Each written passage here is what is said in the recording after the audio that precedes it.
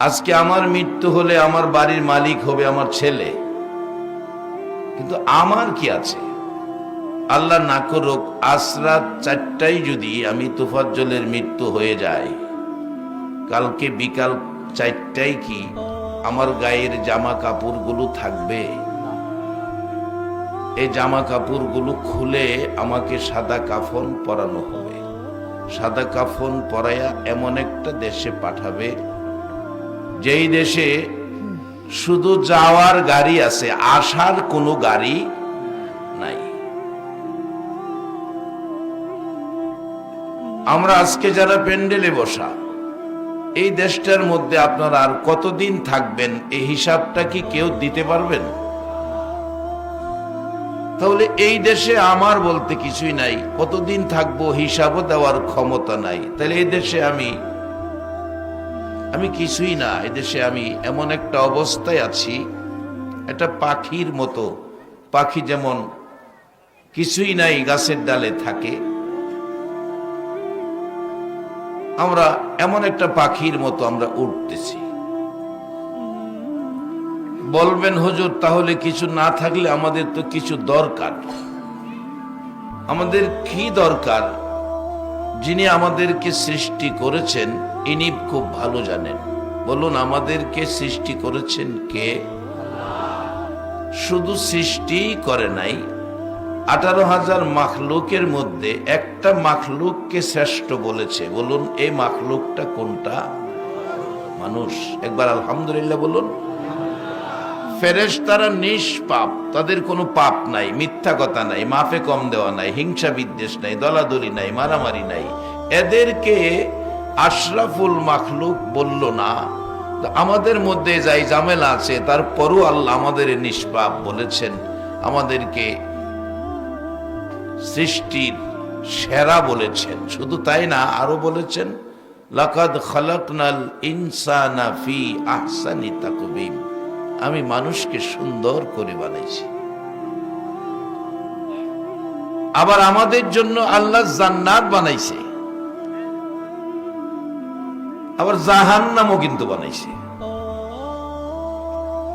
আমি আপনাদের কাছে জানতে চাই, জান্নাত বানাইছে, আদরের সৃষ্টি সুন্দর করে বানাইছে মানুষের জন্য, জাহান্নামটা কেন বানাইলো?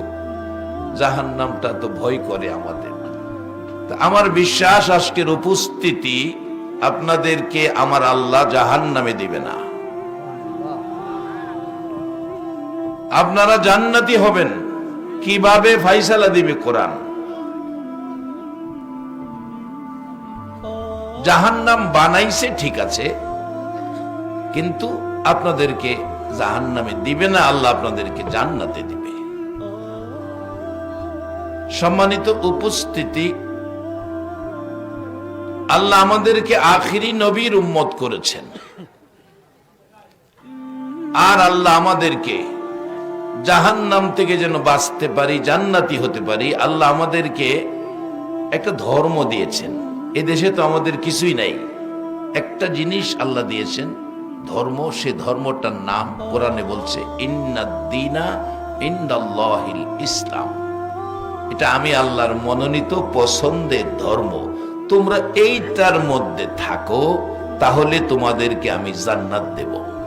বাবারা, ভাইয়েরা, এই জিনিসগুলো বোঝানোর জন্য আমার নবী মা নাই বাবা নাই গো দুনিয়ার জমিনে এসে, কারণ আমার আল্লাহ মানুষ বানাইছে, একটা মানুষ জাহান্নামে যাক আমার আল্লাহর ইচ্ছা নাই।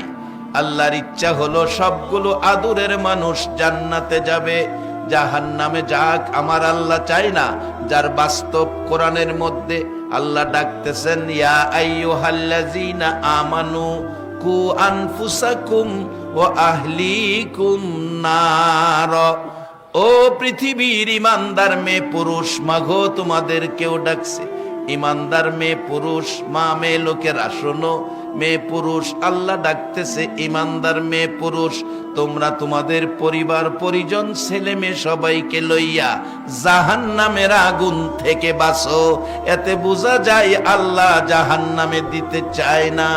শুধু তাই নয়, আমার আল্লাহ কোরআন শরীফের মধ্যে পরামর্শ দিতেছেন, ইয়া আইয়ুহাল্লাযীনা আমানু উরকাউ ওয়াসজুদু ওয়াবুদু রাব্বাকুম।